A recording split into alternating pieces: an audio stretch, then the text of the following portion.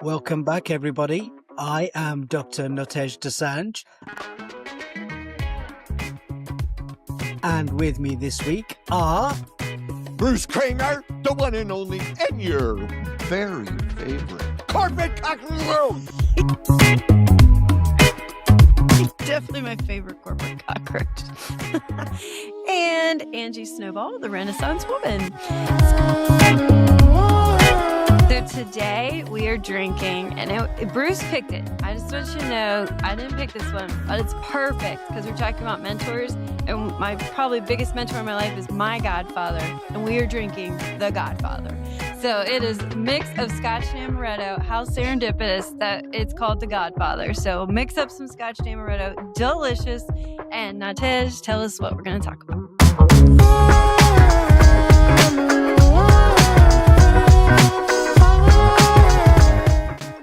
Well, you said it already. We're going to talk about mentors and how to pick a good mentor, the importance of a good mentor. You know, I've got to say, Angie, we've had a lot of great topics over the course of the last year. But to me, when I read this, when I thought, and Bruce came up with the idea of mentors, I think this week, or maybe it was you, Angie, I don't know. But It was Angie. It was Angie. Okay. Bruce comes up with no good ideas. It's just this. He has all the ideas. All the best ideas. When she came up with this idea, it's just that I happened to get the email from Bruce. But when she came up with this idea, I thought, wow, we've had a lot of great topics. But if I had to pick one topic that was the reason for what little success that I've had, it's mentor. It's there's somebody growling in the background of what I'm saying. Ozzy's like, I disagree wholheartedly. Sorry, Amazon. Ozzy's got the more the bigger bite on his jaw, so I'm gonna whatever he says.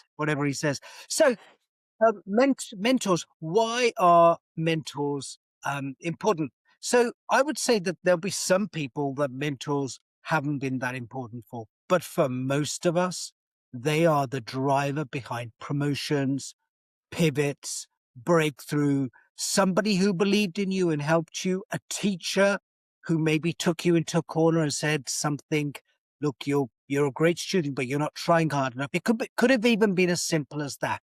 But these are the people who help us make it, help us give us success. And a mentor can be to anyone. A mentor can be to a senior leader. I still have mentors. I have so many mentors. It's free business consulting as far as I'm concerned. Yeah. They can be for somebody in early career, late career, mid-career.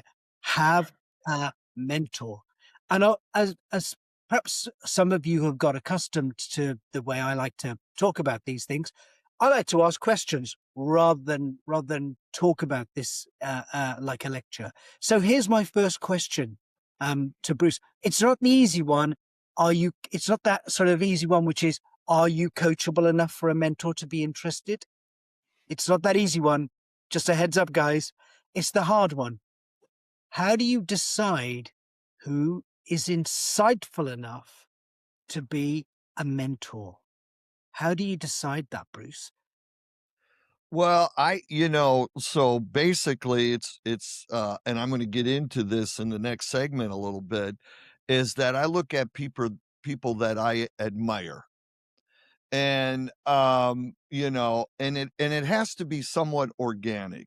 I don't care if they're famous or they're at the top of the pyramid in the organization I'm working with. I just look for people, because of my curiosity, one, that are interesting and I admire. And one of the things that makes a good mentor, you can talk all day long, but it's actually what you do that tells the truth about who you are. So when I go to select a mentor, I want to know through their actions who they are. Good point. Angie, different question to you, because I know you're interested in mentors as well, right? And here's the question for you. How do you get a mentor to be interested enough in you? Yeah, so I look at this differently because I didn't really have a mentor when I was younger and I needed one most. I had always heard of it this way. And I mean, I was almost like, do I have to go to HR and ask for one? Do I ask somebody? Like, how? Because people talk about, well, my mentor is Bev. And I'm like, well, how do you get it? Did I miss the memo? Like, it was always so confusing to me, like how that worked. And I think that really mentors come to you. You just have to look for them. So it's the people that in your life you have to reflect back on, okay, where am I? Where do I want to be? What's the gap? And who in my life can help me address that gap? Who in my life do I see as really strong in this point that's a gap for me? And then instead of like asking them to fill out an application to be your mentor, you just kind of ask them questions. So for me, it's not necessarily this like formal process. It's more, Yeah. it's structured, but I think it can still be informal because mentors are going to change and we're going to have so many of them depending because it's life, career, and business. And Bruce, that's what you're going to do, right? You're going to take us through careers and mentors in business. Yep. Yeah, Absolutely. Godfather's getting to me So, already. so before we hand over to Bruce, though, a couple of quick fire questions for both of you. Angie, how many mentors do you have roughly? Oh my gosh. Right now, I mean, at least 10. At least 10. Bruce, Mhm. um, uh, how long have you had your longest mentor for? Oh gosh, life. Life. Interesting. Must be a close friend. Angie, have you ever had reason to drop a mentor? Yeah. Yeah. hmm People change, Uh, and sometimes it's not always for the best. Or and they become uncovered. interesting. We'll hear about more about that later, I'm sure. And Bruce, do you have like a favorite go-to mentor, or do you have a few?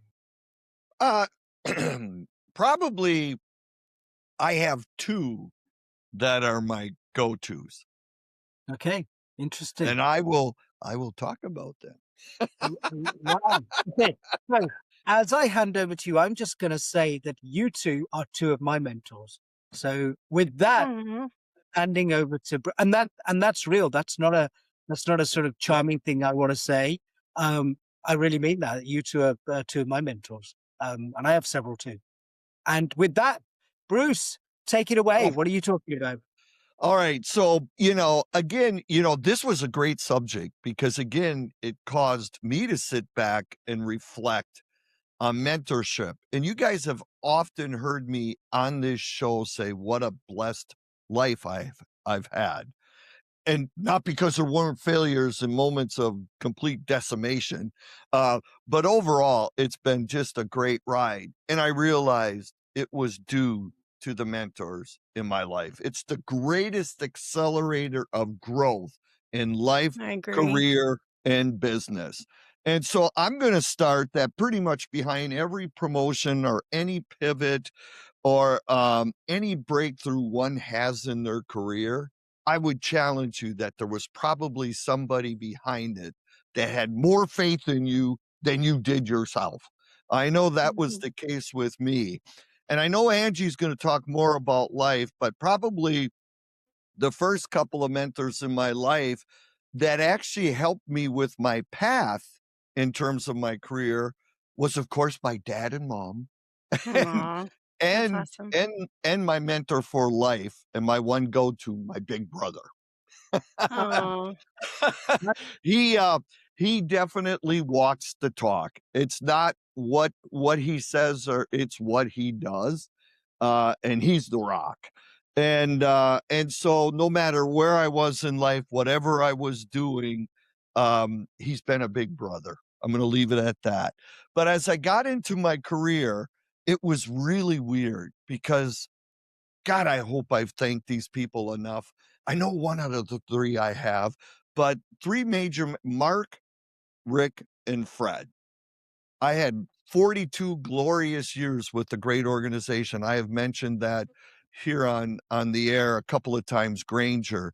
Those are 3 people, Mark, Rick, and Fred. I'm leaving their last names out just in case they now disown me. No, but they they guided my career. They put me into situations, because we talk about what is a good mentor. Well, it's somebody that advises you, they help you develop, they share their wisdom and experiences, the good, the bad, and the ugly, which makes you feel good because they quickly dispel any lack of faith you have in yourself. They've all been there. A good mentor shares. We've all been there. But they also help you grow not only your confidence, but specific skills. They just talk with you.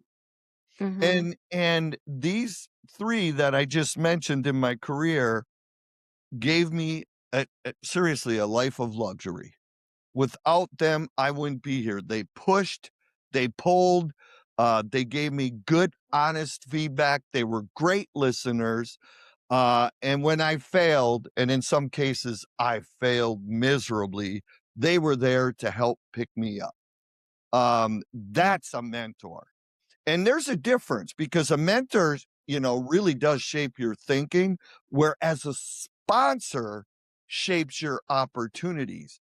But these three mentors actually made an advocate for me out of my at the time CEO, Dick.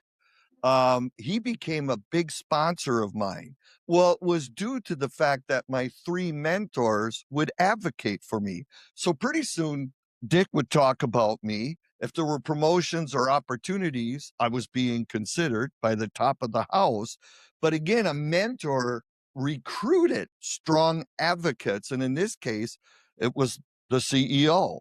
And he and all of them really shaped the opportunities that I've been blessed with. Because as you all know, I'm a slow kid.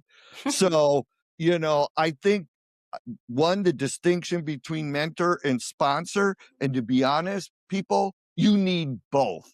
And that's in life, career, and business. You need both. And I could tell you, just as Dr. D said, I have a group of mentors that include Dr. D and Angie, because you want to surround yourself with people that can help shape your thinking and help promote you in terms of opportunities. So why would you? So as coaches, all three of us are both to our clients. I can tell you that. That's part of the reason why we teamed up, is we play both roles. But it is so important to have somebody in your life that really tells you the way it is. And the last thing I'm going to say, so from a career standpoint, they help you avoid costly mistakes. They help you, if you will, get those promotions by establishing a group of advocates, and they just shorten the whole learning curve. And so, again, they are extremely important. So, a question I'm going to have before I name my last mentor, which is my wife, Noelle. I Aw, swear to God, I she's married my brother. iconic. I She's married amazing. I married my brother, another rock in my life that helped kind of boom. And there's a joke with that currently today, and we're not going to go there. but she's very much like my brother. She never blows smoke up my you know what. Yeah. She tells it the way it is, but she's also there to be the first one to help and to lift you up when maybe you're not having one of your best days. So I've been very fortunate in my business colleagues, such as Angie, Dr. D. I am surrounded. But with that, give me, Angie, do you Yes. have a mentor that stands out that you say, and the experience?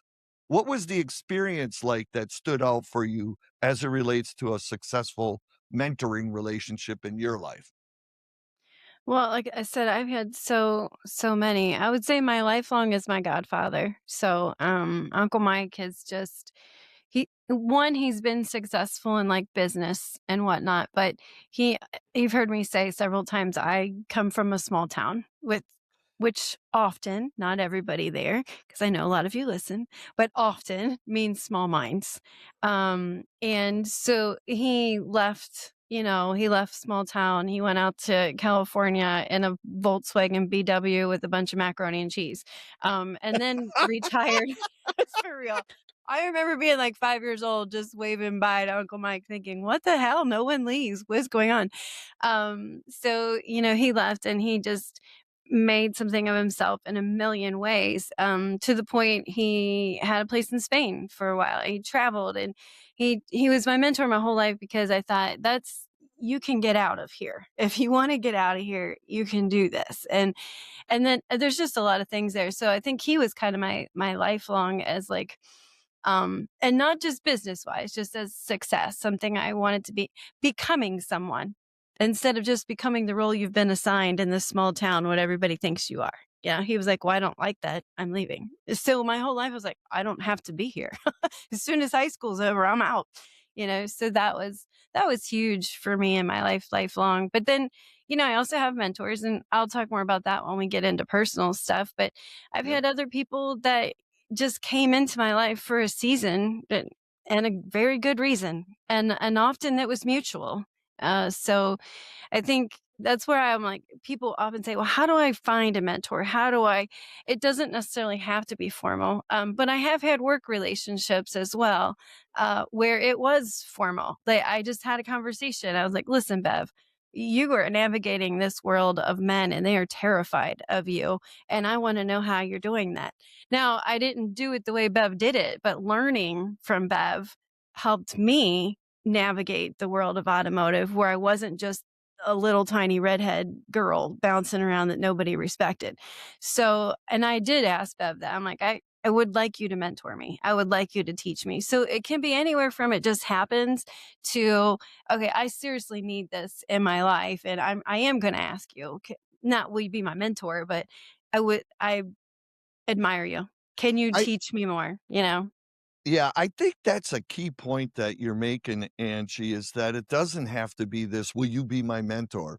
'Cause in all of the cases I just mentioned, never once did I say, "Would you be my mentor?" I just Yeah. asked these people for guidance, and it was because people I aspired to. It's people I wanted to mimic in life.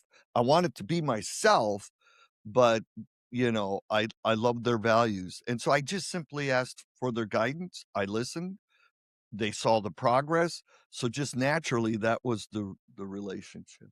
Dr. D, who Go have ahead. you do what makes a good mentor from your perspective? Who have you mentored, and is there a highlight? Because this is important, everybody. We've got to play this forward. If you're being mentored, you better damn well mentor, especially if you've had great experiences and the luxury of having good mentors. So, what's one example you could think of, Dr. D, where you've been a So good mentor? I won't think of an example of a person, but for me, specifically for me, and I don't say that this is something that would be important to everybody. For me, being a good mentor and receiving good mentorship is having evaluative insight in the moment. So what do I mean by that? Mhm. What I mean by that is that if you're having a conversation with somebody, reading between the lines and sort of understanding what they're really thinking and feeling. Wow. And I love it when people do that for me. And I do it for people. And I would say the same people that are my mentors now, I am also mentors to them. So Wow. I like thinking about insight, but evaluative insight in the moment. Not something you have to go away and think about, but just reading between the lines and coming to that. I think I poo-pooed having a mentor. I didn't even use the word for in my 20s and 30s.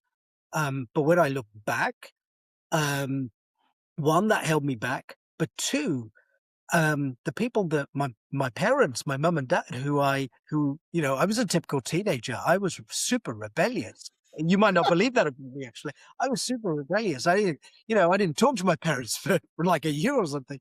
And but when I look back, their mentorship was obviously clearly very, very strong, because I find it very difficult to do to lie, to, even if it's going to Yep. be advantageous to me, I find it very difficult to do that. So they've mentored me too much.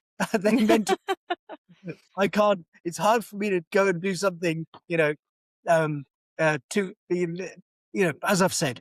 But I want to finish on this, and that is that um, the same people that mentor me, I mentor them. So what am I really saying?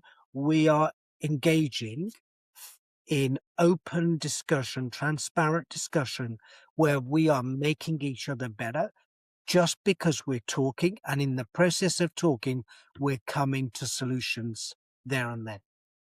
Wow.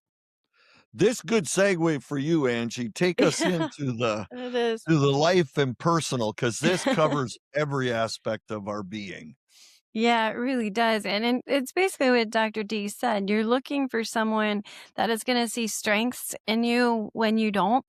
You're going to look for someone that notices when you're struggling and can be there to help pull you out of that. I love the pictures they have of people climbing on the mountains and one person's pulling the other person up. I think of that as the mentorship. And you're looking for people that you admire, people that you want to be like. So I know, and a lot of times it's mutual. One example I had was when I lived in South Carolina, there was this amazing woman. She's just very independent. And she just did things. And I always overthought things. Like Barb, one time I said, "Hey, do you want to have coffee?" I'd just seen her the day before and we talked about getting coffee to do something else. And she said, "I can't. I'm leaving today." I said, "Oh, where are you going? I just saw you." She goes, "You know what? I decided to kite surf. I've always wanted to learn how to do that. So I'm leaving for kite surfing today." I'm like, okay. But like she would just go. And I needed more of that in my life because it was a point in time where I was at a stalemate and I was really stuck. On the other hand, we both had kids the same age, and um and they're very similar kids, very like almost too smart for themselves, so socially life was difficult. I think when you're almost like, I don't want to say they're genius, but like super smart, like to the point it hindered them. And her son really struggled, and my son, he just fell into the right group of people. Not necessarily fell, like you manage that as a person. So anyway, I became her mentor as with her son. Like, how can I make my son be like yours? Because Jack ended up being really super social and can talk to everybody and do everything. She was like, my son can't do that. How do we do that? So, but I saw it in her. I just like, you do all these things. You just spend too much time kite surfing. And when you're with your son, you don't have this calm relationship. You have more of a, I'm the mom and this is the manual and this is what I'm going to follow. I'm like, it has to be somewhere in the middle. So it was things that I saw in her and also things that she saw in me. She was like, "Are you kidding me? Why do you admire me? I admire you. Look at all the stuff you've done." And I was like, wow, I did do that. And I did it. So I knew it. It wasn't a surprise. It just was something I didn't see in myself. So that's something I think when you're looking through life, where are you struggling? If you're looking for a mentor, if you're thinking I'm slow, like what do you need? Another one was my brother. And I think that's why his death was so hard on me, was he really taught me almost everything I know. Obviously I have business coaches teaching me more stuff, but he got me starting my own business. He helped me get out of corporate because I saw what he was doing. I'm like, dude, you took this ragtag business that's been around for 20 years and turned it into $1 million thing in a few years. Like, how the hell did you do that? And that was the conversation. How the hell did you do that? And so, he came back and was like, well, I did some of this and some of that. And then I did this and this part sucked and this was good. And that's a mentor. So I was like, I'm struggling. I don't know if I can do this. He's like, yeah, you can. You just have to do this. So I think when it comes to your personal life or business or your career, the key to finding the good mentor is to look at, where are you struggling? And then look around your life and say, where is somebody else excelling in that area? And ask them how they're doing it. Just go, talk to them, model them, So I think all those things are kind of important. So I don't know, because we're running on time here already. I was going to ask some questions, but No, that's okay. This is an important episode. Yes, So if we yes. go a little over, go. Yeah. Okay, good. So anyway, I would, in some ways, you want to say, okay, you're my hero. Like you're the person I want to be my mentor. But I also wanted to mention, and this is where I'm going to ask you guys some questions, is like you can't go too far with that, right? Like we don't need hero worship. Mentor is not about becoming that person. It's about learning from that person to become who you want to be. So I had mentioned a work person earlier. She was fantastic at her job, but my personality was not hers. And I could not step in and do what she did the way she did it because it just wouldn't work. It'd be a square peg in a round hole. It just wasn't going to work. But I learned so much from her. I was able to adapt that to my style and still win from what she taught me. I had several bosses like that. I had an English teacher like that. I had some professors like that, people that are different than you, and you might idolize them, but don't become them, right? Don't idolize them to the point you want to become them. Just learn from them the things and adapt them into your life and who you are. So really you don't want to, and also we already said you're going to have lots of them. So always be aware of what's changing in your life, and these people will change. So sometimes your idol, and I think we all know this, I don't have to name who it was, but sometimes your idol turns out not to be the person you thought they were. And that can also be hard to let that mentor go. Because you're like, oh my gosh, all this stuff I learned, was it crap? Was it bad? What do I do here? And, people change. The stuff you learned was okay and good for you. Take it, go forward with it. And if that person changed, let them go. So those are some things I would say about mentors to worry about, is just make sure you don't idolize too much. Don't copy them. And then also be ready to let them go if either you have changed or they have changed, because we have to move on and find the right mentors for our situation, our place in life now. So Dr. D, you had mentioned you didn't even like the word mentor in the past. And like, I didn't necessarily have one, but we've all established that we do have them, whether we label them or not, we have them. Have you experienced a time that you had to move on from someone you had greatly admired or was a bit of a mentor? And how did you deal with that? How did you manage the fact of, oh, it's time for me to change. I need a new mentor. I need to look somewhere else. Angie, I mean, I could invent some words around this, but the short, honest answer is no. I haven't been in this situation where I love it. Bruce, how about you? You've been in it? I'm going to say, have I walked away from people in my life? Probably too often. So we got the opposite ends of the spectrum here. Yeah. No. However, I never considered them. Here's what I learned. People that I worked with and worked closely with that I would have never thought of them as a mentor always failed. At some point, I had to disengage. And it was a lesson in my life that currently becomes more and more evident. And I take those lessons seriously. You are the company you keep. And so what I realized, if you're not someone, not that my opinion means anything, but this works for me personally. If you're not someone that I want to be mentored by, I want nothing to do with you. And that goes to my next question. Period. So, Dr. D, you can lean in on this one, because it's not really a question. It's more of like, let's give examples of how important it is that whomever you choose to be your mentor is aligned with your values. Because that's probably the first thing you really need to do if you're you need to look around and see, who you admire, who would be possible. But before you lock on, this is my mentor, you need to make sure that your values are aligned. Otherwise, you're going to be copying and adapting behavior that is not you, and it's not going to fit you, and it's not going to help you succeed. So talk to us a little bit, Dr. D, about how important it is to align those values. And how do you look for that? How do you know that? Because sometimes you learn about that after you're already in it and you're like, oh, dude, I didn't know that about you. I think I'm out. So how do we see that? Well, first of all, decide your own values. And Mm. I think sometimes when we're younger, we don't quite understand ourselves. Never mind understand other people. So decide your own values for a start. And I think that values, something more to pick up something Bruce said earlier, and we've covered on other shows. I think values is something that is not. The values are not stated; they're observed in people's actions.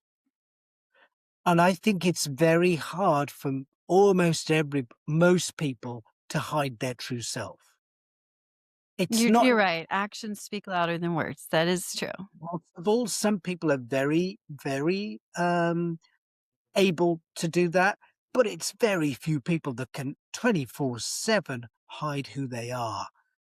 Yeah. You're observing if you're careful enough, or you've got a good memory and you can remember what they said 3 months ago, and this doesn't align with what they're saying now. It's a 180-degree turn. So that's where you catch people, I think, a lot. Yeah, absolutely. Yeah. So Hmm. at time it shows, and there's a reason for this. I was going to cover this in the next segment, but I'm going to say it now because it segues naturally. I think if you don't do that, then you're not really going to expand your thinking, and because expanding, there's something that comes before expanding your thinking, and that is building your identity. Yeah. Uh, Yeah, that's true. Expanding your thinking Yeah. is comes out of building your identity. So get mixed up with people who share the same values as you. And to Bruce's point, you know, I have great company. I don't deserve all my friends and my family. They are just amazing people, and I just ride their coattails and their shirt tails to have a great life. So, I feel the um, same way. I got you too. I have great friends. That's why you're like, how many mentors do you have? I'm like, I don't know, 10, 20. I don't even know. They're everywhere right now. But I've had times in my life where I would have said that was one or two. So yeah, that's a good like benchmark of how far I've come as well as like putting myself in the right company, finding my own values, defining them, sticking with them, not letting someone else convince me that this is a better way to go. Like just being more confident. And those are all things too that we need to recognize when we become a mentor to someone. And that's probably a whole nother episode. We're going to let Dr. D continue the science thing. But as you become a mentor, it's not something somebody doesn't always ask. Like I said, they don't come with application forms. Sometimes they do, if you're like, but most of the time they don't. Yeah. And so you have to realize in everything that you do that you might be a mentor, especially young people. I've had so many young women come up to me and say things like, "Oh, I heard you say this," or "I saw that," and I'm like, "Oh shit, I should probably pay more attention to what I say," because never would I think I'm somebody's mentor, but the fact is, we're all somebody's mentor. So that's another thing is to just be cognizant that people are modeling our behaviors. But anyway, Dr. D, take us into the whole smart people stuff, the science of all this. so Angie, I'll do my best. So let's talk about the strategy of mentorship. And in a previous episode, we've talked about AI, and we've used the word augment. AI augments the expert. Doesn't augment the non-expert. It augments the expert. And I want to use a different word to describe mentorship. It's an asset. It's a compounding asset. It Oh, compounds everything that you do. It compresses um, conversations from decades into years. It expands your thinking, genuinely expands my thinking. And that's what I get off on most on, by the way. It expands my thinking. Having conversation with other people leads me to new insights. And I've said this already, mentorship builds identity before outcomes. Identity is much more important than outcomes. Outcomes will just follow. they happen. They're temporary. They They happen. just come out. That's why they're called outcomes. So I've got a couple of questions before I come back and finish this. And Bruce, I'm gonna start with you. And I'm going to answer this question myself as well. Pound for pound, or in your world, dollar for dollar, dollar for dollar, where have you, can you think of an example where the smallest bit of mentorship resulted in the greatest, most massive improvement for you, life, career, or business? Ooh, damn, you would have to come to me. No, Angie, and come back to you because it is. Yeah, I'll go first. I think the Go. first most important was life. My son was amazing and he pretty much raised himself. I mean, God was like, she can't handle this. He's just great.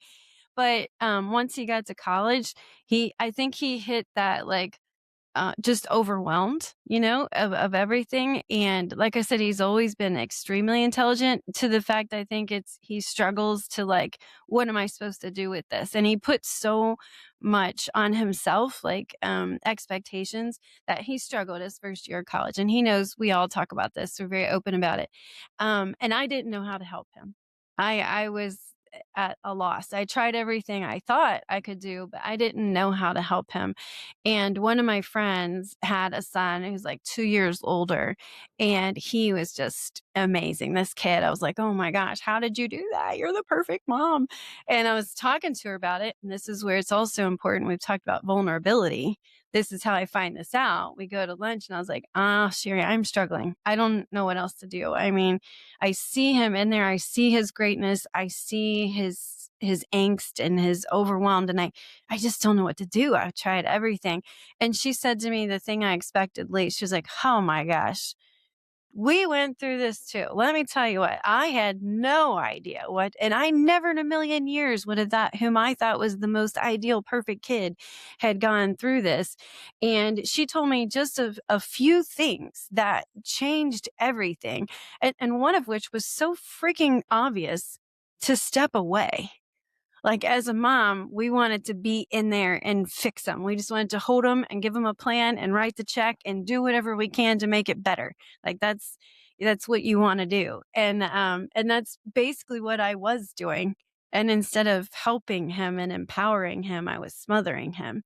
And so just that little tiny advice was like, I stepped away. And that's really when he started to get his plan together for himself and decide what he wanted to do and go forward. So that was for me it was one lunch and it changed my parenting life. It changed my son's life. It was huge. Yeah, but you were open to it. The point I'm trying to make here is you were open to it. So Oh this yeah, is I really asked. good example. Bruce, I'd help. I've got a couple too. So Bruce, I think I can only answer this like in moments that had a huge impact on you and you didn't realize why. And then as life continued, it came into focus. So I'm going to go back to my brother because both my brother and Noel are my rocks. But my brother, very early on, he was a super jock in high school. I was kind of the floundering, gonna be rock and roller and musician. But nonetheless, I remember being at a game, and back in the days, you actually in high school were allowed to play in the historic Lambeau Field, home of the Green Bay Packers. Oh my gosh. And they were on the goal line, and my brother was a guard. He was a pulling guard. And not only did I see the play live in Lambeau, but I got to watch it on tape because they would film. We had a good friend that would film the games and stuff, and it was incredible. And the play was, as a pulling guard, he, of course, chips off his block, runs into the end zone as his back is coming around the right, and literally he goes airborne, straight out. This huge guy takes out the corner in the safety, 2 people for his back to score. And what it was is being selfless in life That's amazing. to allow other people to score. Yeah. I love it. I love it. And that's the kind of person that you want to mentor you. It's that person that does make Absolutely. you just want Hands to, down. yeah, you just want to cry with like excitement about what they Oh, did, it you gives me know? And goosebumps. I know. Those are the kind of people, and some of them are big moments like that, I think too, and some of them are small moments that you don't even know what the moment was, but some point in time you look Yep. back and think, my Yep. God, I wouldn't get through my life without all the Yep. things. And that's my husband for me, because you guys have met Jack. He's a Oh God, happy-go-lucky kind yeah. of guy, super low key. He's not somebody that would ever think he's given a life lesson. Like if you said that, he'd laugh his butt off. He'd be like, Yeah. then stop listening because it's bad. But in reality, I could have never gotten through what I went through with my family, that's my brother, without him, Mm, because he taught me what unconditional is. He mm, taught me. Now, Bruce, now I'm going to cry. He taught me what unconditional love is. But yeah, he taught me that. And he taught me that by being steady, by just being there, by saying nothing, and that's hard for me to say nothing and realize that's valuable. But it was so valuable for him just to be there. And so that was some point in time, I looked back, I'm like, oh my God, I've underappreciated you for the last 3 years. mhm. He's Yeah. like, no, Yeah. you didn't. I'm like, no, I think I did, but it wasn't one moment. It was this thing. So that's another thing. Like Bruce said, you got this moment that's like magical and it sticks out. And there's Yeah. other times where like you didn't even see it happen. And that's the beauty of Yep. mentorship is it's all over the place. It's just being aware of where it is. And trust So, me, there is the good far outweighs the bad in life. So again, Hmm. surround yourself with people that are affiliated with these kind of moments because they are everywhere. You just have to Yeah. pay attention. And that's so back to Dr. D. That's what he said. Pay Yep. attention. He said that in the beginning. He's like, pay attention. It's there. Damn Oh, it. yeah. you two talking and crying, for goodness sake. So, I know. Well, we're American. He doesn't do this. Brits don't do this. He's over there as uncomfortable as hell. He's like, oh God, there's so much emotion. I don't know what to do. And these Ah, damn it's like, godfathers honestly, have they punch. don't understand the plugs. So, um, but I want to really focus our attention on what you two just said and use the word. It's a compounding asset. The Yeah. return, the return is so huge. I'm just going to give you a couple of examples from me. I've already talked about my parents. The return of their investment about beating me up with values has been enormous. Um, I was talking to, I was 26, 27, 28. I was talking to somebody. I wasn't heavy, but I was saying, I'm just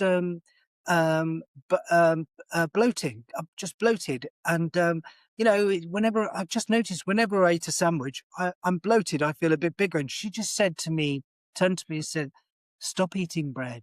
It's not good for you personally. And that was just, it, it gave me it gave me insight which was in my head, but Isn't that I crazy? wasn't thinking it. You're like, yeah. Yeah, but it's lasted, 35 years.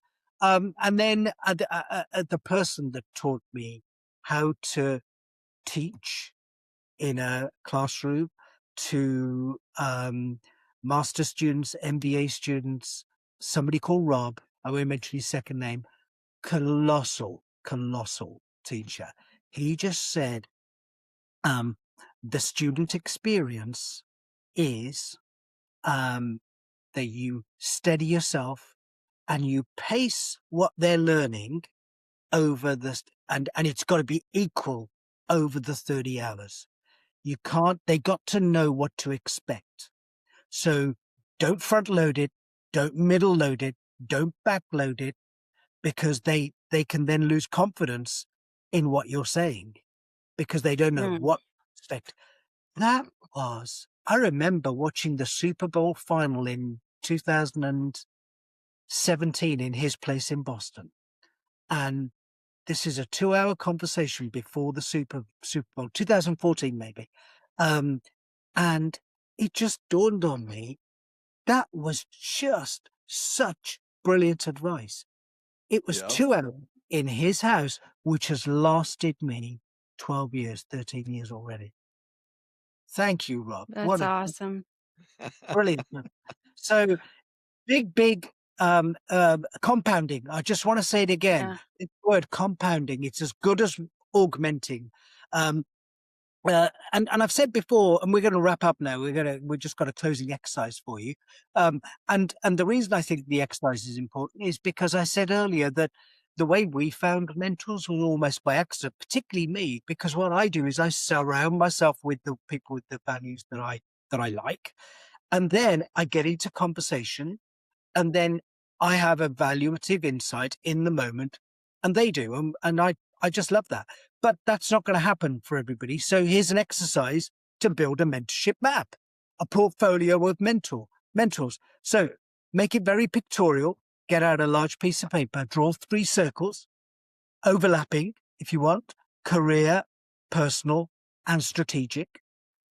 And in those circles, one person that's currently influencing you, one person you want to learn from, and one person you can mentor. So in each of these 3 circles, you've got one person influencing you, one person that you learn from, and one person that you want to. I'm going to do this too. Both of you to do it. I'm drawing my circles right now. Colors, different colors, overlapping if you want, because then you can make it all I complicated. think he said that for me. Colors, add glitter if need be to stay. Okay, continue. And that's it. There is a step 3, but I'm not going to go through that step. I tell you why, because I just don't want to take away from these 2 steps. Career, personal, strategic. In each of those circles, one person currently influencing you, one person you want to learn from, and one person that you can mentor. And you are then building a mentorship portfolio. And then you don't need to rely on any natural personality or being lucky enough to be surrounded by great people. This is an exercise that will work because you'll just work on it over and over again. You'll change people, you'll scrub them out and put a different, it's a wonderful, wonderful exercise. And with this very long extended episode, which we apologize for. Bruce has his finger up. He's not going away. I'm going to hand over, before he speaks, I'm going to hand over to Bruce for his closing last comments, who will hand over to Angie for her last. So just real quick, don't forget to hit subscribe and the like. We love you. But as a final toast, and I love this, to the mentors who shape us, to the courage to seek guidance, and to becoming the mentor someone else is praying for. Mic drop. Cheers. Cheers, guys.